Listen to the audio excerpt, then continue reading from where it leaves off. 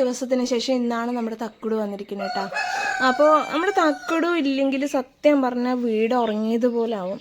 പിന്നെ അങ്ങനെ വീടൊക്കെ ഓരോ ഭാഗങ്ങളും ബുക്കുകളും ഒക്കെ അടുക്കി വെച്ചുകൊണ്ടിരിക്കുമ്പോഴാണ് എൻ്റെ ടി ടി സി കോഴ്സ് ചെയ്തിരുന്ന സമയത്ത് പിക്ചർ ആൽബം കണ്ടിട്ടാ ഒരുപാട് രാത്രികൾ ഉറക്കം ഒഴിഞ്ഞിരുന്ന് ഇതൊക്കെ എന്താ പറയുക, വരാന്നുള്ളതൊക്കെ എത്രയോ വർഷങ്ങൾക്ക് ശേഷം സത്യം പറഞ്ഞാൽ വരയ്ക്കാനൊന്നും അറിയില്ല, മറന്നു തന്നെ പറയാം.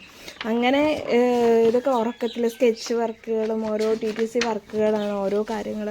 ഇതൊക്കെ ഞാൻ യൂട്യൂബിലാണ് ചിത്രങ്ങൾ നോക്കിയിട്ട് ഓരോ പിക്ചേഴ്സ് വരയ്ക്കുന്നത് കേട്ടോ. അപ്പം മിറർ വർക്കിൽ മിററൊന്നും ഒട്ടിച്ചത് പോരാന്ന് പറഞ്ഞിട്ട് ആവശ്യമില്ലാതെ കുറേ കുത്തിവാരി എടുത്തു. ആദ്യം ഒരു അളവിനെ കൊടുത്തിട്ടുണ്ടായിരുന്നുള്ളൂ. ഇതൊക്കെ ഞാൻ വരച്ചതാണ് കേട്ടോ.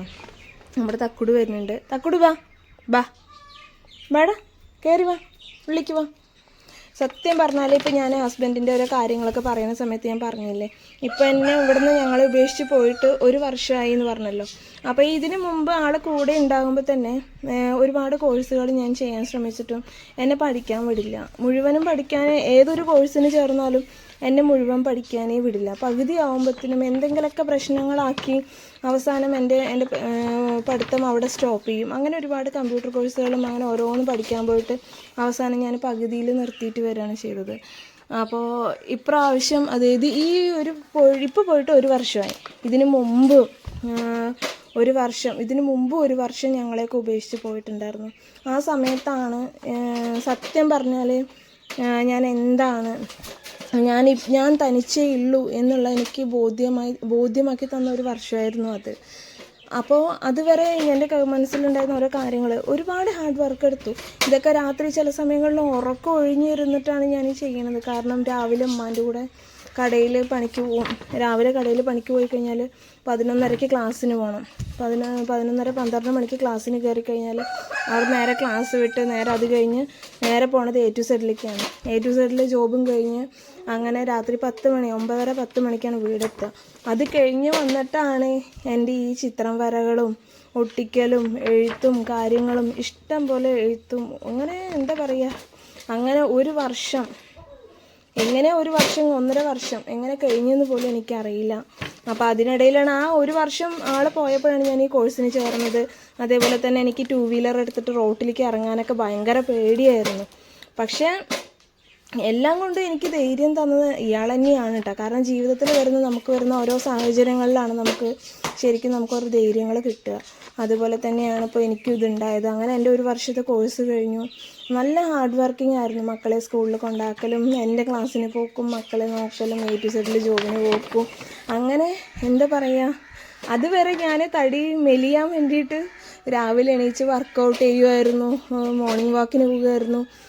എന്നിട്ട് ഒന്നും മെലിയാത്ത ഞാൻ ആ 1.5 വർഷം ശരിക്കും നല്ലതുപോലെ ഞാൻ മെലിഞ്ഞു. കാരണം ഭക്ഷണം കുറവാണ്, ഓട്ടം ഉറക്കമില്ല. രാത്രി 2 മണിക്കൊക്കെ ആയിരിക്കും ചിലപ്പോൾ കിടക്കുന്നുണ്ടാവുക. ഈ ചിത്രം വരെയൊക്കെ കഴിഞ്ഞ് മക്കളെ ഉറങ്ങിയ ശേഷമാണ് ഇതിനെ ഇരിക്കുക തന്നെ ഞാൻ ചെയ്യുക. അങ്ങനെ എങ്ങനെയൊക്കെയോ 1 വർഷത്തെ എൻ്റെ TTC ഞാൻ പൂർത്തിയാക്കിയത്. എന്തായാലും പാസ്സായി. പക്ഷെ അതിൻ്റേതായ രീതിയിൽ ജോലിക്ക് കയറാമെന്ന് വെച്ചപ്പോൾ ശമ്പളം കുറവുമാണ്, രാവിലെ നേരത്തെ പോവുകയും വേണം. അപ്പോൾ എൻ്റെ കുട്ടി ചെറുത് ചിക്കു ഇത്തിരി ആവാണ്ട് എനിക്ക് വേറെ ഒരു കാര്യത്തിലും നോക്കാൻ പറ്റില്ല. അവളെ റെഡിയാക്കണമെങ്കിൽ ഞാൻ തന്നെ വേണം. പിന്നെ അതിനേക്കാളും കൂടുതലൊരു റീസൺ എന്ന് പറയുന്നത് നമ്മുടെ തക്കുടു ആണ് കേട്ടോ. നമ്മുടെ തക്കുടു രാവിലെയാണ് അവൾ വരിക. അപ്പം ഞാനിവിടെ നിന്ന് പോയി കഴിഞ്ഞാൽ എൻ്റെ തക്കുടു എന്ത് ചെയ്യും, ഭക്ഷണം ആര് കൊടുക്കും എൻ്റെ തക്കുടുവിന്? അങ്ങനെ തക്കുടു എടുക്കണ്ട എടുക്കല്ലേ, നോക്ക് ഇതൊക്കെ തക്കുടു ഡിഡി. ഓരോ സമയത്തും ഓരോന്നും കളക്ട് ചെയ്യാനും കിട്ടാതെ എൻ്റെ കൂടെ തന്നെ പഠിച്ച എൻ്റെ താത്ത എനിക്ക് ഒരുപാട് ഹെൽപ്ഫുള്ളായിരുന്നു. നല്ലൊരു ഹെൽപ്പായിരുന്നു. കാരണം എനിക്ക് എൻ്റെ സിറ്റുവേഷനൊക്കെ അറിയുന്നത് കൊണ്ട് തന്നെ എനിക്ക് വേണ്ടി ഒരുപാട് സഹായങ്ങൾ, അവർക്ക് എന്ത് കിട്ടിയാലും ഇതിൽ ഒട്ടിക്കാനുള്ള കാര്യങ്ങളൊക്കെ എനിക്ക് വേണ്ടി എടുത്തു വയ്ക്കുമായിരുന്നു. അങ്ങനെ നല്ല ഹെൽപ്പായിരുന്നു അല്ലേ തക്കിടൂ? എൻ്റെ കുട്ടി സത്യം പറഞ്ഞാൽ ഞാനിതിന് മുമ്പ് ഒരിക്കൽ വീഡിയോയിൽ പറഞ്ഞു എന്താണ് ഇപ്പോൾ വീഡിയോസ് ഇടാത്ത വെച്ചപ്പോൾ മാനസികാവസ്ഥ ശരിയല്ല, ഇപ്പോൾ എന്താ മെൻ്റലാണോ വട്ടാണോ എന്നൊക്കെ ചോദിച്ചു. സത്യമാണ്, ജീവിതത്തിൽ നമ്മൾ ഓരോ വരുന്ന പ്രതിസന്ധികൾ നമുക്ക് എന്താ പറയുക, തരണം ചെയ്യാൻ കഴിയാണ്ടായിക്കഴിഞ്ഞാൽ ചിലപ്പോൾ അവിടെ എന്താ പറയുക, നമ്മുടെ മൈൻഡ് ആക്സിഡൻ്റ് ആയി നമുക്കൊന്നും ചെയ്യാൻ കഴിയണില്ല. ഇപ്പോൾ എനിക്കിപ്പോൾ ഇടയ്ക്കിടയ്ക്ക് വീഡിയോസ് ഇടാൻ പറ്റുന്നില്ല. മിനിഞ്ഞാന്നൊന്നും ഞാൻ വീഡിയോ പോലും ഇട്ടിട്ടില്ല, ഇന്നലെ മിനിഞ്ഞാന്നായിട്ട്. കാരണം ബാങ്കിൽ നിന്ന് വീണ്ടും ബാങ്കിലെ ആൾക്കാരൊക്കെ വന്നു, എന്താ പറയുക, ലോൺ അടയ്ക്കുന്ന കാര്യങ്ങളൊക്കെ ചോദിച്ചിട്ട്. പക്ഷേ എന്നെക്കൊണ്ട് അടയ്ക്കാൻ പറ്റില്ല എന്നുള്ളത് ഞാൻ പറഞ്ഞിട്ടുള്ള കാര്യമായിരുന്നു, ബാങ്കിൽ മാഡത്തിനോട് പറഞ്ഞിട്ടുണ്ടായിരുന്നു. പക്ഷേ അത് എന്തായാലും സാറുമാർ വരുമെന്ന് പറഞ്ഞു. അതേപോലെ തന്നെ ബാങ്കിൽ നിന്ന് ആൾക്കാരൊക്കെ വന്നിട്ടുണ്ടായിരുന്നു. അപ്പോൾ എനിക്ക് കുഴപ്പമില്ല, ജപ്തി ചെയ്തോട്ടെ എന്ന് പറയുമ്പോഴും കൂടെ നമുക്കത് മനസ്സിലേക്ക് തട്ടുന്നൊരു വിഷമമുണ്ട്. കാരണം ഇങ്ങനൊരു അവസ്ഥയിലേക്ക് നമ്മളെ ആരെയും വിശ്വസിച്ചിട്ടാണ് നമ്മൾ ഇങ്ങനത്തെ ഒരു കാര്യത്തിൽ ഇറങ്ങി പുറപ്പെട്ടത്.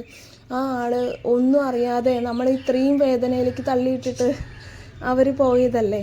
അപ്പോൾ അതൊക്കെ ആലോചിക്കുന്ന സമയത്ത് നമ്മുടെ എന്താ പറയുക, ഓട്ടോമാറ്റിക്കായിട്ട് മൈൻഡ് ഡൗൺ ആവും. നമുക്കൊന്നും പിന്നെ സംസാരിക്കാൻ പറ്റില്ല, ചെയ്യാൻ പറ്റില്ല. അപ്പോൾ ഇങ്ങനത്തെ കാര്യങ്ങളൊക്കെ എൻ്റെ സബ്സ്ക്രൈബേഴ്സിനോട് എനിക്ക് പറയുമ്പോൾ മുഴുവൻ എനിക്ക് പറഞ്ഞു തീർക്കാൻ പോലും കഴിയില്ല. എന്നുവെച്ചാൽ ഞാനൊരിക്കലും ആരെയും വേദനിപ്പിക്കണമെന്ന് ആഗ്രഹിക്കാത്തൊരു വ്യക്തിയാണ്.